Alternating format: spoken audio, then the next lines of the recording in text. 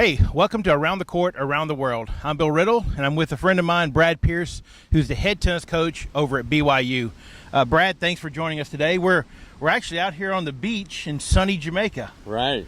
Yeah, it's a pleasure to be here. Good place to be, and interesting that we find ourselves out here. You're down here as a visiting pro this week. I am. At the resort, so pretty cool little gig, isn't it? Well, I get out of a little bit of snow and get some great sunshine, and you can see the location behind us can't be beat. You cannot beat this. Well, here on Around the Court, Around the World, we ask 5 questions. And as you know, we were talking about this. Some of them are kind of interesting about tennis, and some are a little off the wall. So, all right. Our first question, though, for you is, what do you look for as far as characteristics in your tennis players, both on and off court, when you're recruiting players at the college level? Yeah, I think in college sports today, there's much more emphasis on not only being a great athlete, but Right. also being a good student. So I think not only good tennis players, good students, but people of great character are those people that I think most college coaches are trying to recruit. Right. Very important.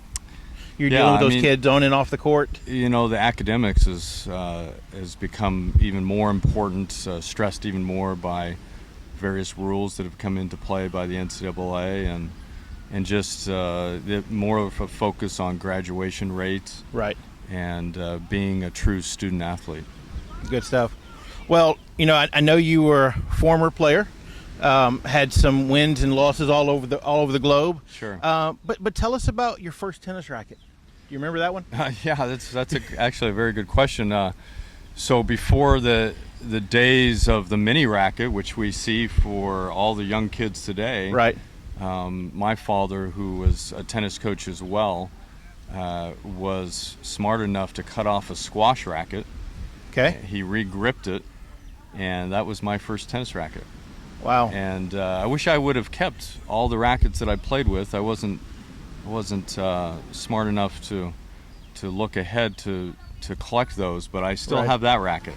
Well, that's interesting. That's the first time I've heard someone say they cut off a squash racket. Normally it's an old wooden racket. They lopped off the end, but that's pretty cool. Yeah, he was a man of before his time. Well, yeah, I thought it was brilliant on his part, but I have photos of playing with that cut off squash racket when I was 4 years old.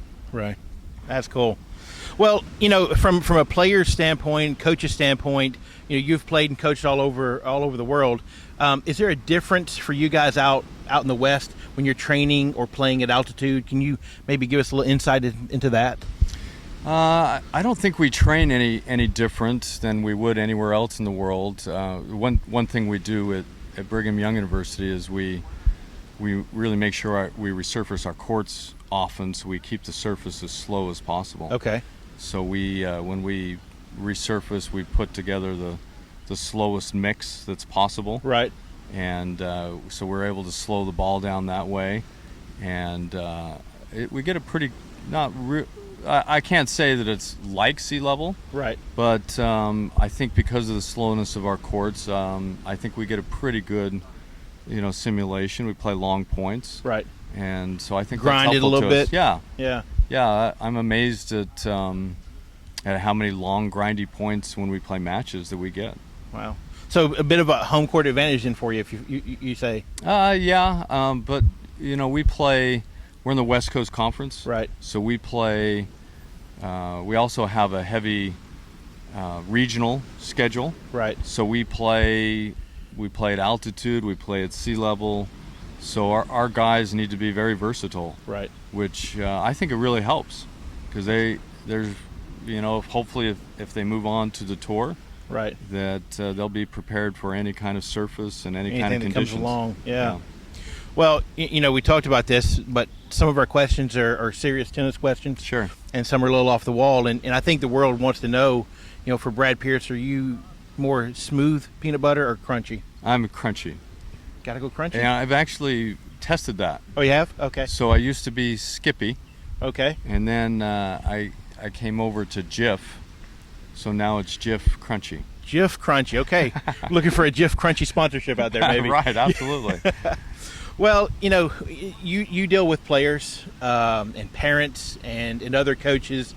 what one bit of advice would you share with those players and parents and club coaches that are trying to prepare their kids for the college tennis ranks? Yeah, well, so I just wrote a book. Okay. It's called Life Lessons from Center Court at Wimbledon. Perfect timing. Yeah, right here. Teaching your children to become the best they can be. So Okay. that's the title of the book. And a few of the chapters, I emphasize the importance of goal setting. Right. And simply striving to be the best that you can be. Now that's different for everybody. Some people aren't going to be capable of maybe winning Wimbledon Right. or becoming a Grand Slam champion, but everybody's capable of setting goals and striving their hardest, Right. and relentlessly pursuing their own goals. And so I think everybody can find accomplishment in the goals that they set. And, Good stuff. I think When does the book come out? it's already out. It's out. Okay. Yeah, it can be found on Amazon. So one of the chapters talks about the role that parents can play as an alignment specialist. Okay. And what I mean by that is once the child sets a particular goal, this is not something necessarily that the parent is involved in. This is the child's goal. Right. Then the parent can take on a role of kind of being that support person and help keep that child aligned Right. with that particular goal. I mean, parents hopefully have a little more wisdom, a little more life experience, and Right. understand the pitfalls and the challenges. And I think my parents did that with me, and we've done that with our children. I try to do the same thing with my tennis players on my team. Right. They sit down, they set goals, and then I take on the role as the coach or the alignment specialist. So I think helping hold people accountable to their own goals, I think, is key. Good stuff. So that's certainly something that I would recommend for parents and coaches that are. This would be a great book for players, parents, or coaches. Absolutely. Pick it up and read about it. So. Yeah, listen, I'm not trying to peddle my book. Yeah, but you asked the right question, yeah. and I gave you an honest answer. Good stuff. We always want to find out about what's out there for players, parents, and coaches to continue the education process. So lucky to have that. So last question. Tell me one of the things that you kind of focus on when you're out there working with your doubles teams, because we both know how important doubles is in the college ranks. A lot of times, juniors coming up don't understand that. So what do you spend time working on with your doubles teams when you get them into practice? Yeah, that's another great question. Doubles has changed a little bit from when I played. Right.